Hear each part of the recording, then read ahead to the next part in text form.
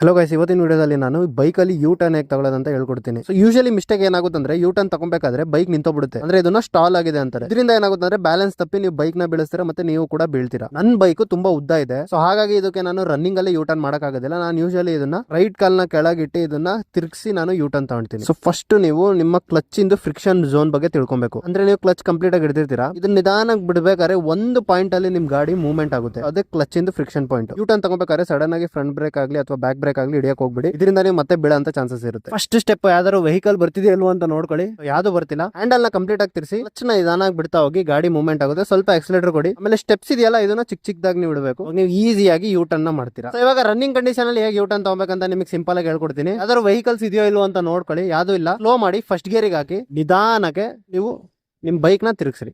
Running condition ತಿರ್ಸ್ಬೇಕಾದ್ರೆ ಸ್ವಲ್ಪ back break ನ ನೀವು ಯೂಸ್ ಮಾಡಿ ಸ್ವಲ್ಪ ಪ್ರೆಸ್ ಮಾಡಿ, ಅದರಿಂದ ನಿಮಗೆ ಕಂಟ್ರೋಲ್ ಸಿಗುತ್ತೆ. ಸೊ ಈ ವಿಡಿಯೋ ಇಷ್ಟ ಆಗಿದ್ರೆ ಲೈಕ್ ಮಾಡಿ, ಮತ್ತೆ ನಿಮ್ ಎಲ್ಲ ಫ್ರೆಂಡ್ಸ್ ಜೊತೆ ಶೇರ್ ಮಾಡಿ. ಏನಾದ್ರು ಡೌಟ್ಸ್ ಇದೆ ನೀವು ಕಮೆಂಟ್ ಅಲ್ಲಿ ತಿಳಿಸಿ, ನಾನು ನಿಮ್ದು ಎಲ್ಲ ಡೌಟ್ಸ್ ನ ಕ್ಲಿಯರ್ ಮಾಡ್ತೀನಿ. ನಮ್ಮ ಇನ್ಸ್ಟಾಗ್ರಾಮ್ ಪೇಜ್ ಇನ್ನ ನೀವು ಫಾಲೋ ಮಾಡಿಲ್ಲ ಅಂದ್ರೆ ಈಗಲೇ ಹೋಗಿ ಫಾಲೋ ಮಾಡ್ಕೊಳ್ಳಿ, ಮಸ್ತ್ ಬೈಕ್ ಕಂಟೆಂಟ್ ಬರುತ್ತೆ. ನಾನ್ ಸಿಗ್ತೀನಿ ಇನ್ನೊಂದು ವಿಡಿಯೋ.